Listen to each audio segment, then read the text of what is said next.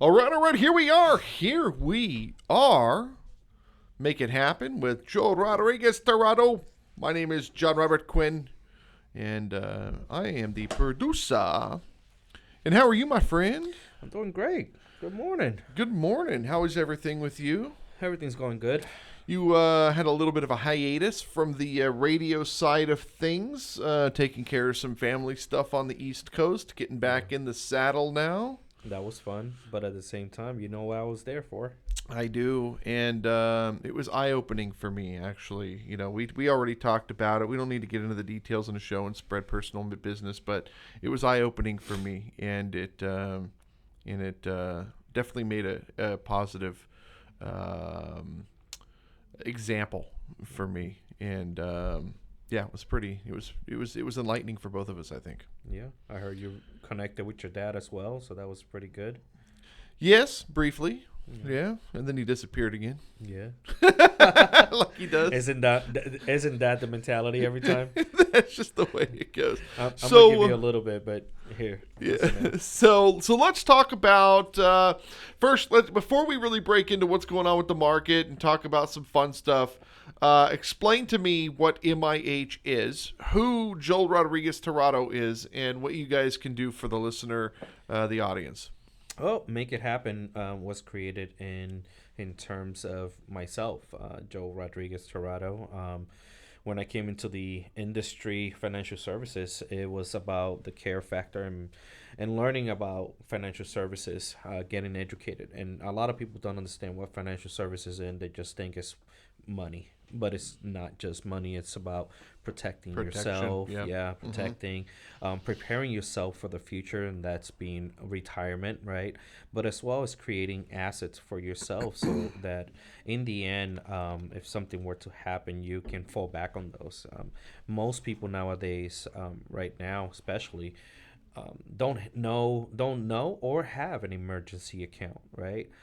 So they suffer from that sense of if a car breaks down, if they need immediate money, where do they go to? So they all these payday places take advantage of those situations on people because they make the money. I know. Yeah, making other families suffer. No, it's a crazy time for a lot of people, and we can complain about what's happening with the markets, or you can look at it as a learning experience. Mm-hmm. And as a business owner, you don't have a paycheck. You don't get a paycheck. So you've got to be ready for market conditions. And the only way to do that is to keep your eyes and ears open. And you have to create those protections. When you're building a startup, it's very, very difficult to do that because you don't have, especially with the crazy administration that we have now, no disrespect, I say crazy in a facetious way, where there's a lot of change, a lot of shifting happening that's better for, that's for the greater better for this country in finance moving forward. But at the same time, there's a lot of uncertainty out there. Yeah, and a lot of moving parts. Yeah, and so as a small business owner, it's really hard to navigate, and that's where you come in to help create those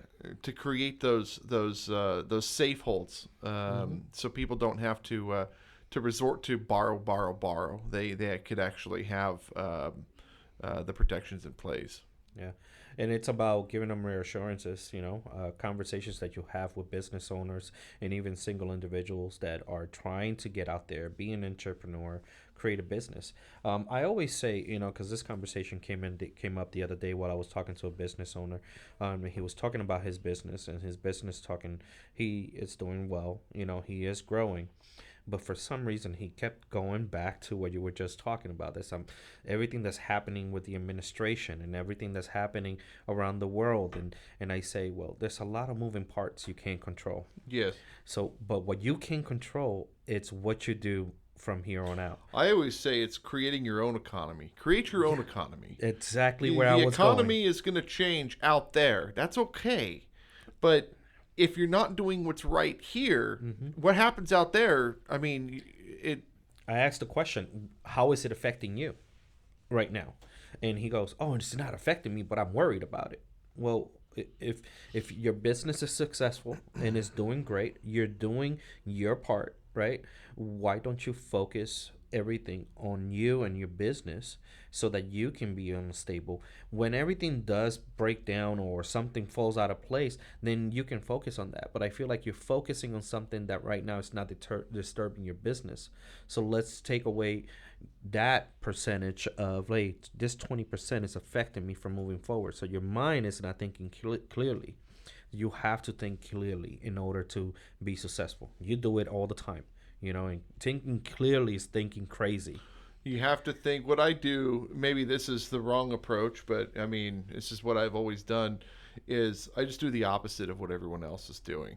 If somebody says, "Oh, that's a great idea," I go, "That's not a very good idea." If people go, "Why in the world would you do that?" I go, I think we're onto something. And I've just always been that way, and it's bit me in the butt probably more times than it should have. But at the same time, it's called innovation, and you have to be innovative. And I think the thing that's really hurt me over the years is that money. I always money's always been an issue because I didn't come from money. I came from nothing. And when you don't come from money, and you come from poverty in a sense, number one is a young business owner, you have goals and ambitions, and as soon as you start making money, you think you've made it, and you piss away all your money. The second part of it is you want to live. You don't want to invest every penny into your business and then live a very poor life. So you want to enjoy life at the same time, and that poses a problem with your business when you're taking a lot of your earnings to have a certain lifestyle. That also becomes an issue. And the third issue is that when you don't come from money, you don't know how to manage money. Yeah. And finding money becomes also very hard because you don't know all the secrets. So you end up doing the blue collar thing instead of the white collar thing. You end up having to be in the trenches trying to figure out how to make and grow the business, and that slows you down. It does. It slows you down. But it also builds a real and organic business. And after 20 or 30 years of doing that, you get smarter about where the money's going and how you want to spend it. And you've also seen different market conditions. You've gone out of business a couple times. You've gone bankrupt. You've been homeless a couple of times, but you're still in it. And that's what makes you wise. And it's the long game that the real success comes from. When you look at these guys they call it old money. They've got the big house and they've got the whole thing, old money, not the kid driving a Lamborghini. I'm talking about the sustained wealth over a long period of time.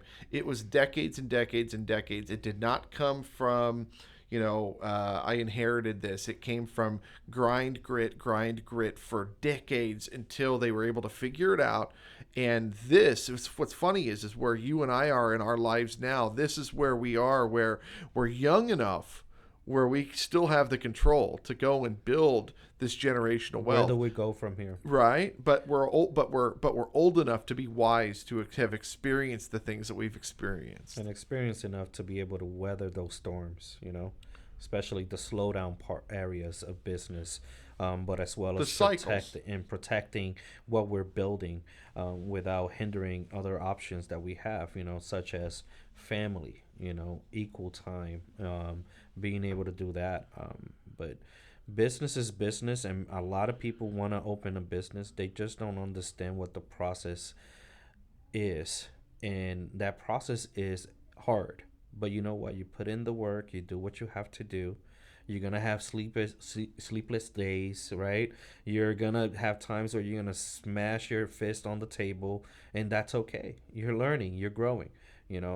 As long as you don't give up, everything's going to happen. But well, one of the things that it was in my very first book, Tips to Increase Your Wealth, Health, and Life. I released that book back in, 2006 or something. Tips to Increase Your Wealth, Health, and Life. One of the things that I talk about is business is like a child.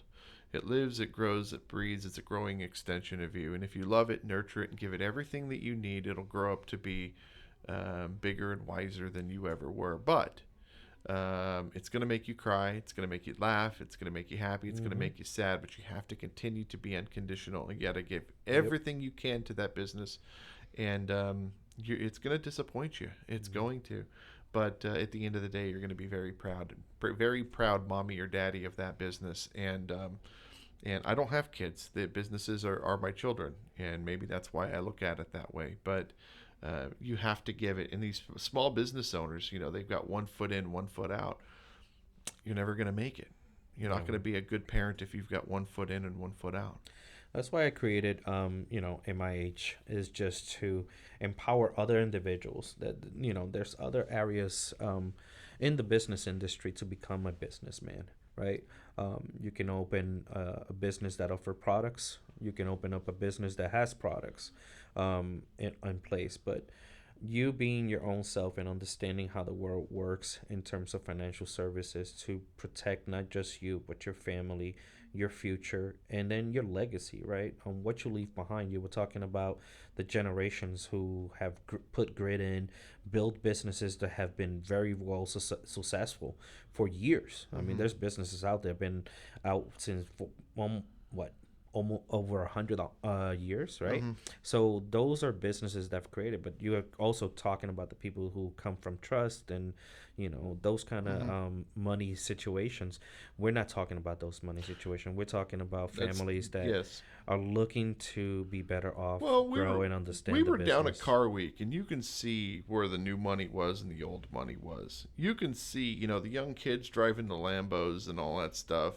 I mean, yeah, they may have earned that, but what's the sustainability, and how long are they going to keep that up? How long are they going to be able to A, own that vehicle?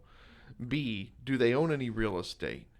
Did they sink every penny of their whatever their startup was into that car? Did they rent the car? You know, I think a lot of those guys, those young kids out there that we see with the cars, are renting those cars. I just truly believe it. I believe they're renting those cars, and it's okay. It's fun. But when we're talking about generational wealth, um, the number one is always going to be real estate. It just Mm-hmm. always is, and it's just the way it is.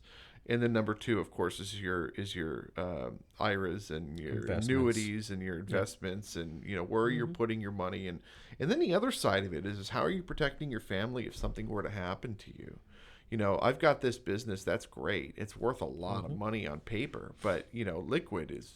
I mean, we're broke, right? But if you look at, if something were to happen to me right now, I get killed on the way home from work, how am I going to protect my wife? She's going to have to package this thing up and find somebody that wants to buy it and continue on with it, and that could take years. Or you have a life insurance policy that Mm-hmm. can give your wife what she needs in order to cover your Just in leftover case. debt Mm-hmm. and proper burial and memorial service and so forth, and help with bills moving forward. And again, that's just one of the protections that you offer Yeah. people. And that's the case. That way you don't have to resort to doing a car wash or doing a Jesus, GoFundMe I and asking know. strangers for money, I right? know. Because Stand a with a lot of the boot on the time, street corner. yeah, right. And or you see the panhandlers on the street that are Mm-hmm. not taking advantage of it, Mm-hmm. and doing signs where supposedly somebody passed away, but Yeah, in I know. reality it's a lie. And then you see the same family 2 months later doing the same thing I know. on a corner. I know. But it's about making sure you're protecting yourself. Life insurance is buying wealth until you can build your own wealth, right? And I love that. I love that. it's a common That thing. is beautiful, dude. Yeah, You need advertisements with that on there. let's do it. No, I'm Mhm. dead serious. That is really, really good stuff.